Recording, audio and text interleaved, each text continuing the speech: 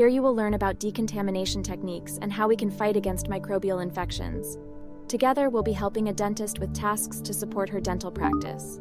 This will involve a deep dive into some potential decontamination techniques and an investigation of antimicrobial drug susceptibility using a diffusion disc assay. Along the way, we'll uncover tools and techniques that can be used to investigate microbial growth and control.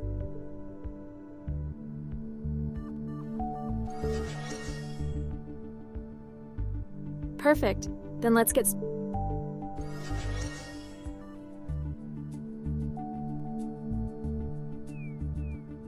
Well done. Now find a glove box and Wow, you look ready for anything.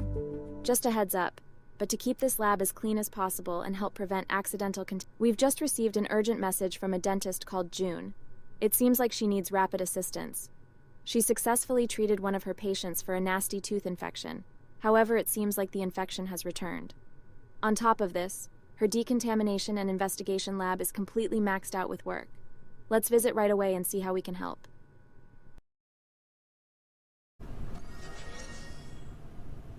You made it! Thanks for coming so quickly. I'm June, the dentist, and this is my dental surgery. I really need an extra pair of hands. Our lab is pretty overwhelmed, and I've got more patients to see today. I hope you can help me figure out what's going on here.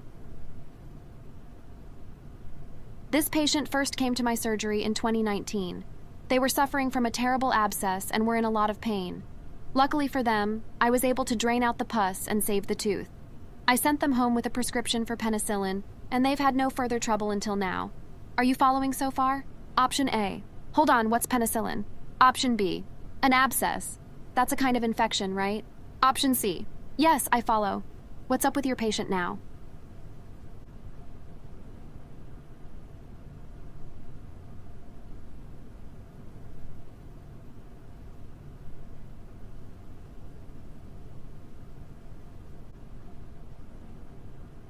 An abscess is a bit like a battleground for the fight between bacteria and an immune system. When an infection occurs in one defined spot, immune cells invade the area to destroy whatever is there. After a while, the resulting mash of immune cells, dead tissue, and bacteria become what we recognize as pus. If the immune system walls off the area around an infection site, an abscess can form and continue to grow. Untreated dental abscesses are particularly dangerous as infections can spread to the brain. Sepsis of this kind can be fatal. Is there anything else you'd like me to explain? Penicillin was one of the first chemical compounds to be used in patients specifically to treat bacterial infections. Unfortunately, the first ever septic patient treated with penicillin died from their infection. After a few trials, the fourth patient, a young boy with a usually fatal sinus infection, made a full recovery. Since that day in 1941, penicillin's antibiotic properties have saved countless lives. Is there anything else you were unsure of? Option A. You said Unfortunately, it looks like my patient's abscess has come back, and it's even worse than before. I took a good look in the patient's mouth and probed a few teeth to look for decay. On the whole, their teeth are in decent shape. The probe I used is in the kidney dish on the table. With my lab being so busy, I was hoping you could decontaminate it for me. I also aspirated a pus sample from the abscess, which is in the kidney dish too. I'd be really grateful if you could find out anything that would help manage my patient's care. Grab the kidney dish from the countertop.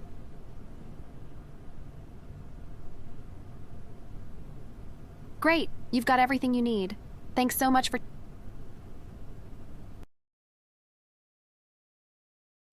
Wow, it seems like June's patient is having a really rough time. I hope we can help her as she finds the best treatment for them.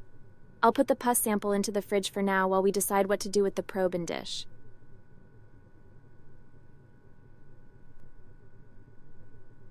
Head to the decontamination station and place the dish on the lab bench. Good decontamination processes are crucial in healthcare settings. As you know, even basic controls like hand washing have a massive impact on disease transmission. Many items used on patients are now single-use and disposed of immediately to reduce pathogen transmission risk and to eliminate expensive The Spalding classification is used to determine how much risk an item's contamination would pose to a patient. This guides the decontamination process used to clean it. Objects can be classed as critical, semi-critical, or non-critical depending on the risk they carry. Check the theory to see how this works.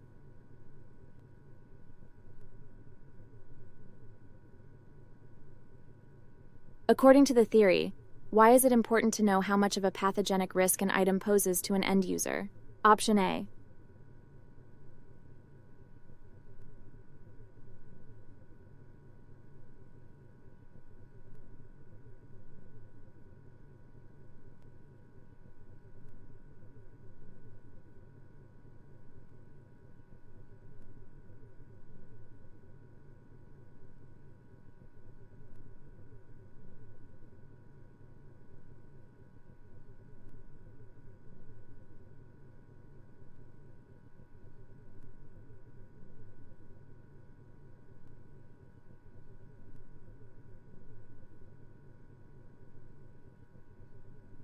That's correct.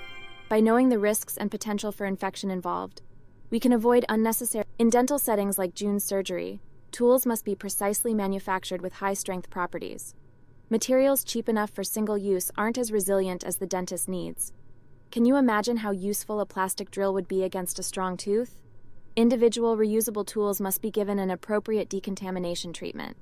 We've got a probe and a kidney dish. The probe was used to explore the patient's teeth, so will have been a good critique. Spaulding himself would be It is recommended that semi-critical objects are steam sterilized if they can tolerate the process. Luckily for us, both the probe and the dish are made from stainless steel. Objects made of less resilient materials might need a different processing method. You can find out more about these in the theory. The wall screen will display some hints about the decontamination tools you can find in this lab. Some are for use on physical objects, while others are for use in humans and other animals. You can always check the Theory tab to learn more about the techniques you find. Your organic bodies really are teeming with microorganisms. Some researchers suggest that by cell number, you're potentially only more human than bacteria immediately after going to the toilet. Explore the lab to find 10 modes of microbial control. Raise your lab pad if you get stuck.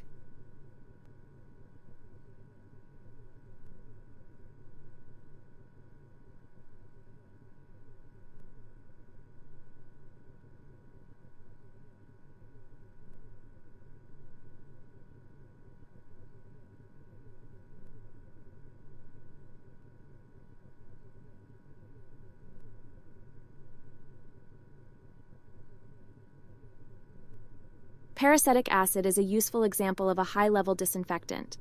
These substances can be used as alternatives to autoclaving for semi-critical items. The low pH denatures most proteins and cell membranes. Be sure not to splash it on yourself. There's more about different disinfectant. Chlorhexidine is a versatile compound. You'll find it in antiseptic mouthwashes and sometimes in hard surface disinfectants. Sometimes the only difference between Yes, that's detergent. This one is a biological version which contains both surfactants and enzymes to break down organic matter. Make sure you wear washing-up gloves. Those enzymes will break down proteins and lipids in your own skin cells as well as the Ooh, bleach, I love that smell. Both oxygen and chlorine-based bleaches are strong oxidizing agents and will destroy any organic matter they encounter, including your skin. Hypochlorite also corrodes metal.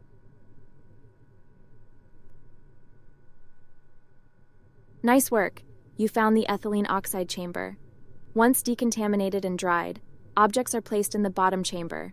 Then toxic ethylene oxide gas is pumped in to kill any microorganism. You found the autoclave, the gold standard sterilization method. The combination of high temperature, steam, and pressure creates an environment where microorganisms.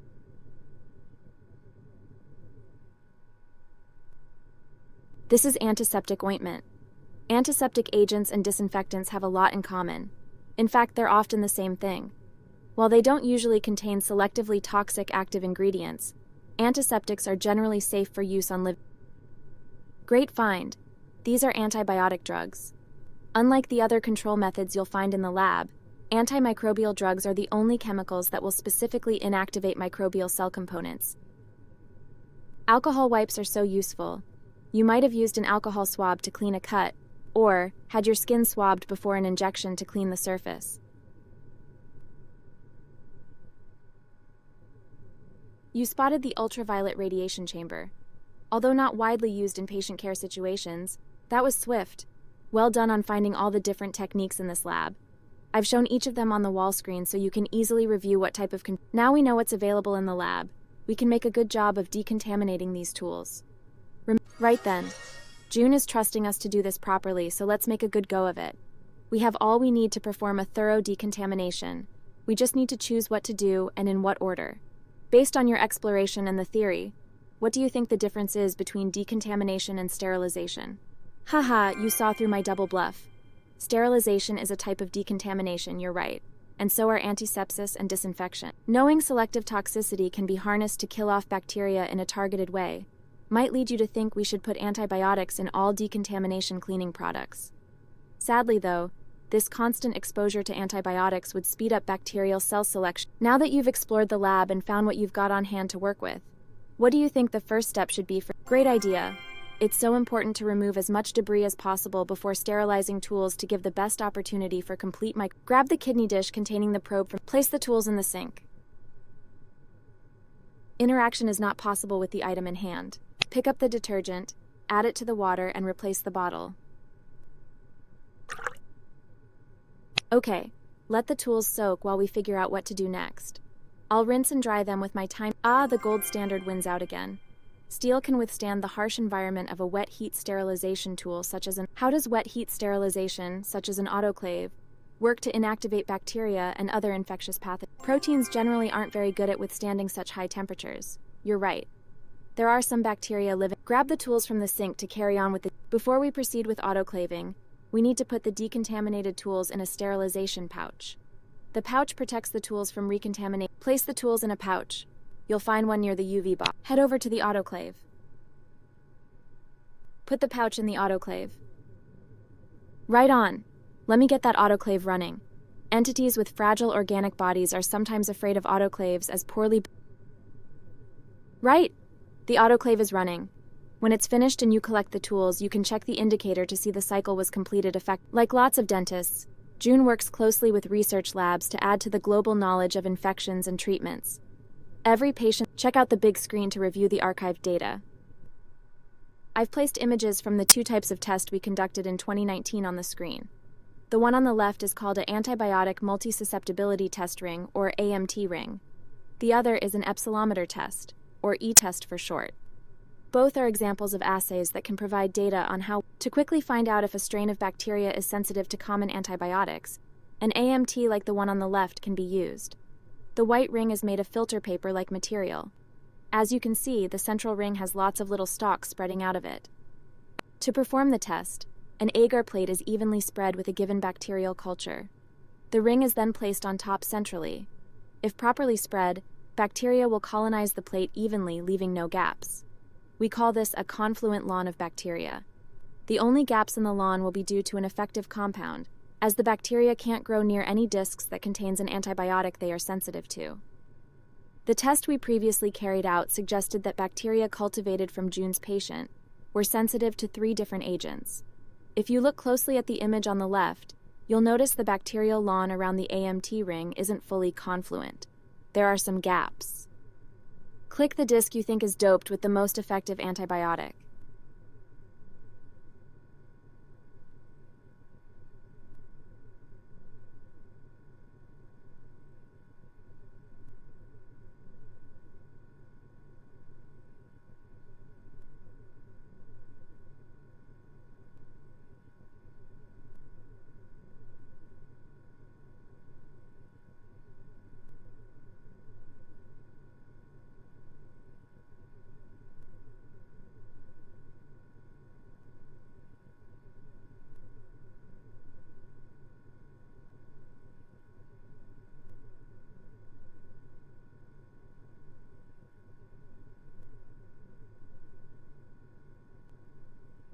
Click on the lab pad for more information.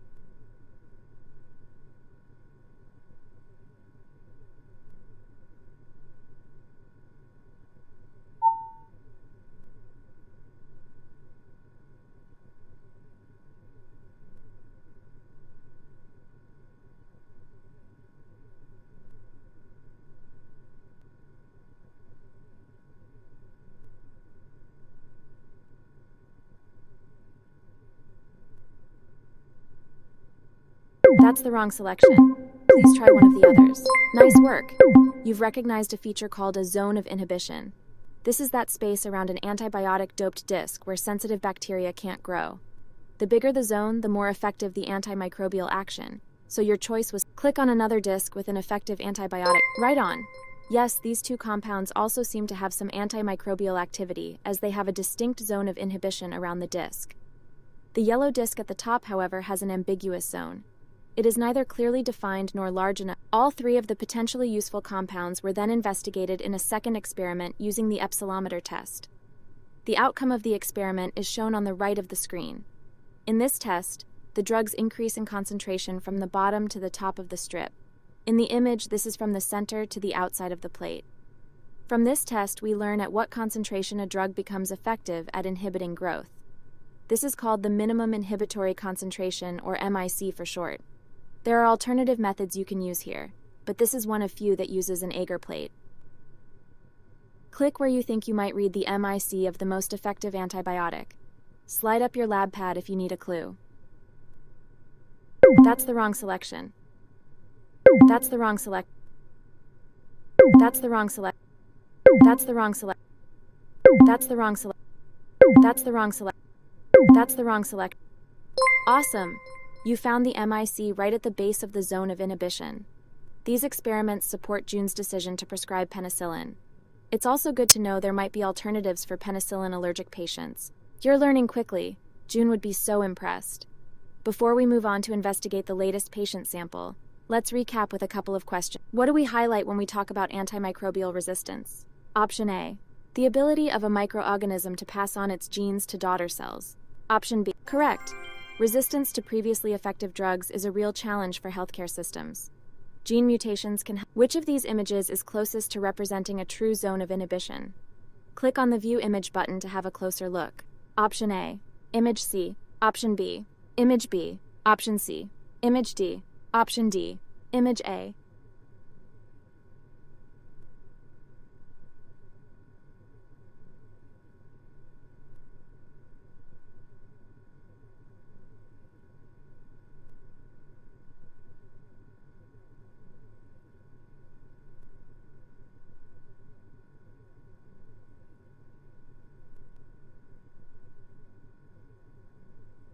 Great judgment. Zones which are too small can be ambiguous, while colonies in another. When we say an antimicrobial agent exhibits selective toxicity, what do we mean? Option A, the agent can actively change conformation and select which target it binds to. Option B, the agent is only toxic to microbial cells because it targets a cell component only found in microbes and not present in the host organism. Have you considered a career in pharmacology? You're exactly right.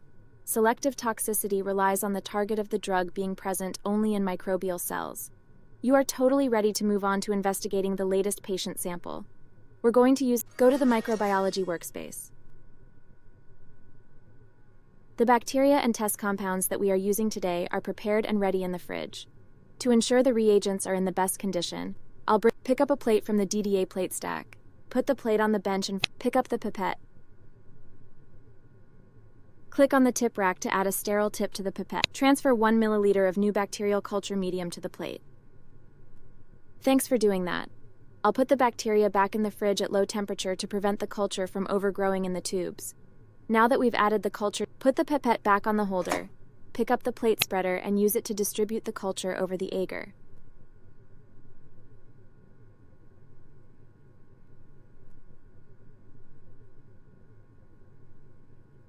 Okay, the bacterial culture is looking really even. Great work. We can add the control and put down the plate spreader and pick up the tweezers. You have to sterilize the plate spreader sterilize the tweezers and pick up a disc from the untreated disc holder. Place the disc into the DDA plate. Neat work. You're a real lab natural. We've placed our negative control disc onto the plate. Why do we need a positive control in this experiment? Option A. Placing 3 different discs in one plate lets you take in an average zone of inhibition measurement. This is a positive control. Option B. The hypochlorite is known to have a larger effect on the bacteria than the drug. So it's champion. Knowing your controls is fundamental to becoming a rock-solid scientist. Sterilize the tweezers and place a penicillin disc on the plate.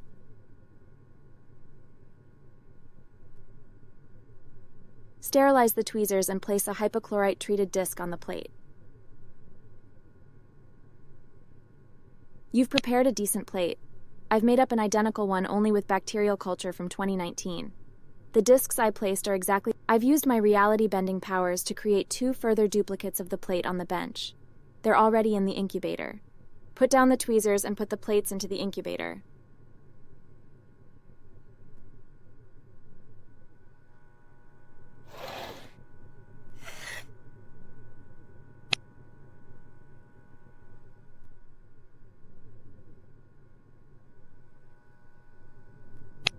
I've sped up time to ensure we can Take a moment to reflect. Looks like the plates are ready. Put the prepared plates back on the bench.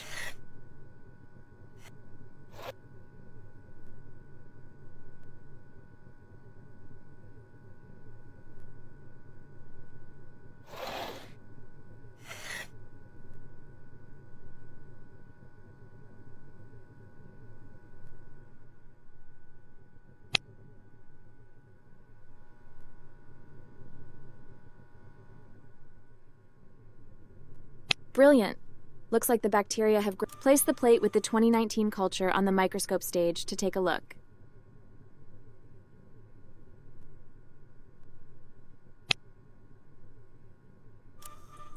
Take a look at the plate on the microscope screen. Lower the lab pad or click the View Image button to see the plate. How many zones of inhibition have formed on the plate? Option A. 1. Good recognition. Around the penicillin and we've got 2 clear zones. Let me get the diameter measurements for you. There we go. Penicillin officially made the largest zone, followed by our positive control. I've started to collect this experiment's data together on the big... Put the plate back on the bench.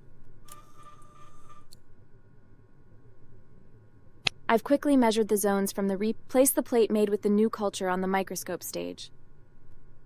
Take a look at the plate on the Thanks for doing that. Lower the lab pad or click the View Image button to see the plate. Here, the penicillin disc is at the top of the plate, with the positive control below on the left and the negative... I think you're right. Just the one zone for the positive control is present. Some slightly unexpected data has arisen. Let me get those measurements for you.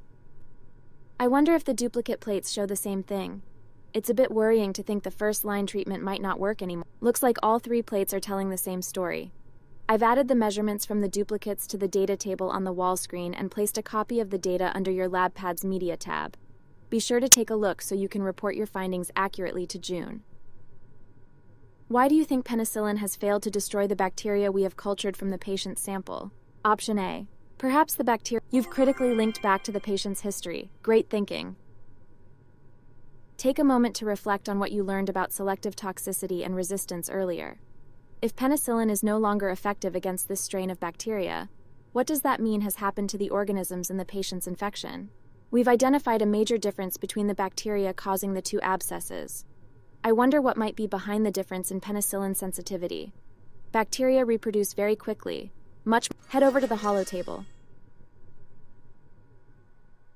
The great thing about a virtual lab is that we can do things that can't be done in the real world. Yet, it takes many experiments. Click the holotable screen to...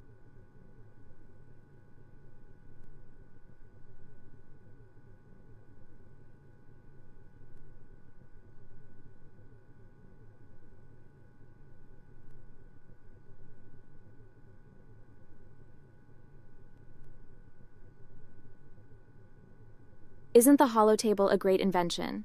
We can see the bacteria isolated from the patient's 2019 infection growing well in their nutrient broth. Choose penicillin from the list of drugs next to you.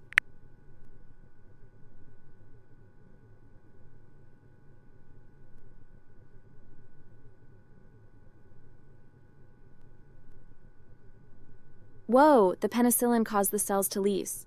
I know penicillin targets cell wall manufacture, but I wasn't expecting that. The little jelly balls left behind are called leader-form bacteria. Their wall is gone, but the inner membrane is intact. They can't... Click the holotable screen to investigate penicillin's effect.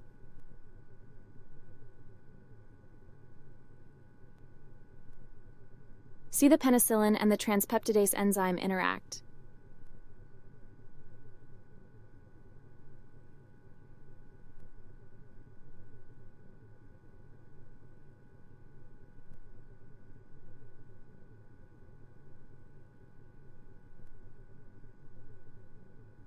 According to the theory, how does penicillin kill bacteria? Option A. Penicillin targets muramic acid in the cell wall. Great response. Isn't it amazing how one tiny little molecule can have such a huge effect? Alright, so we've seen how penicillin inhibits the transpeptidase enzymes to stop bacteria from building peptidoglycan cell walls. That's pretty neat. Humans don't have cell walls, so this is a great example of a selectively toxic drug target. Click the hollow table screen to see the new bacteria grow.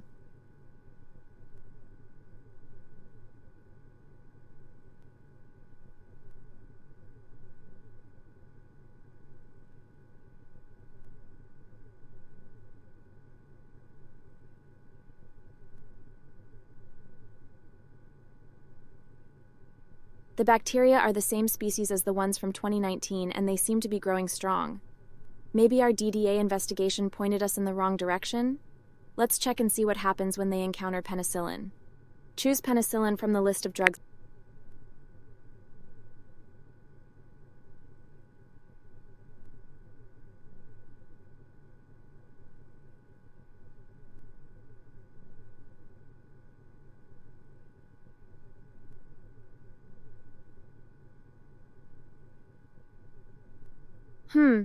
The drug doesn't appear to have had any effect on the growth. Click the hollow table. See the interaction between the transpeptidase enzyme and penicillin.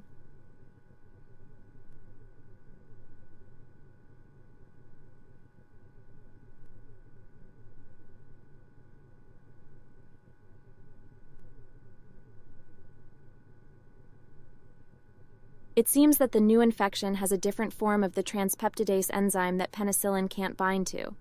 What a sneaky resistance mechanism. What is one other way suggested by the theory by which a previously Nice thinking. Almost every antibiotic in existence today has some resistance mechanism against it. Check out the big screen to review the archived data. When we reviewed this data, 2 other agents had potential utility. These drugs are structurally very different to penicillin and exert their... Choose the zone of a drug that might work. That's the wrong selection. Go back to the hollow table to try out more drugs. Add the drug you chose on the wall screen to the new bacterial culture.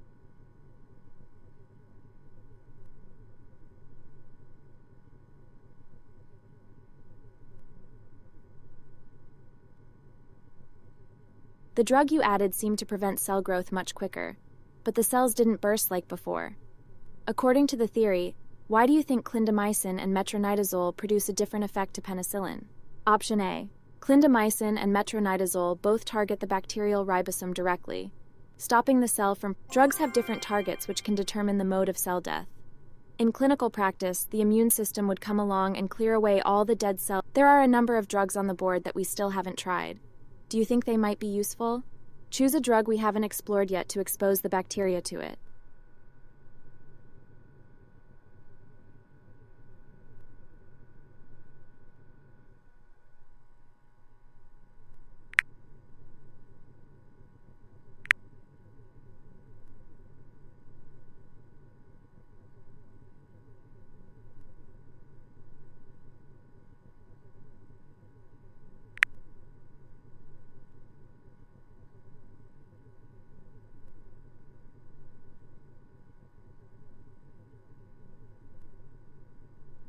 Let's highlight the relevant objects for you.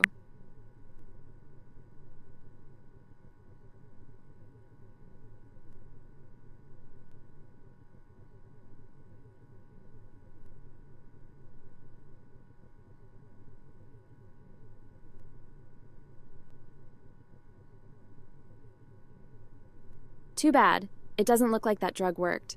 Even if resistance was not an issue, antimicrobials would only have a discrete range of bacteria that they can exert. You're really getting to grips with microbial control. Nice.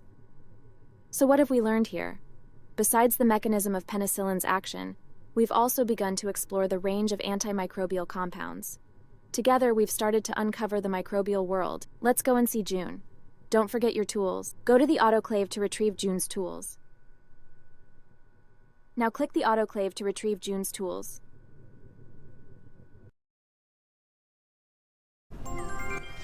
I was hoping we could talk about your findings, as I'm a little worried about my patient. The infection seems to have progressed very quickly. I know they also use a steroid inhaler for asthma, and that inhalation therapy with such drugs can Did you learn anything about bacteria causing the infection? Option A.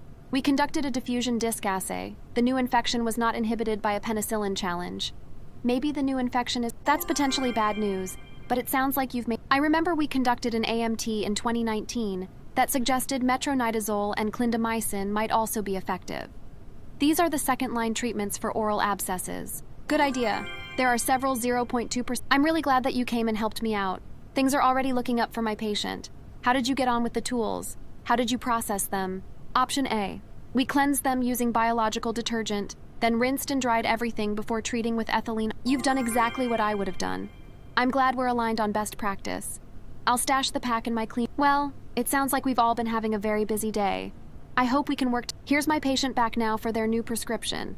Let's get those antibiotics switched out and add in a good antiseptic mouthwash. They'll be right as rain in a couple of weeks. Let me ask you one last question.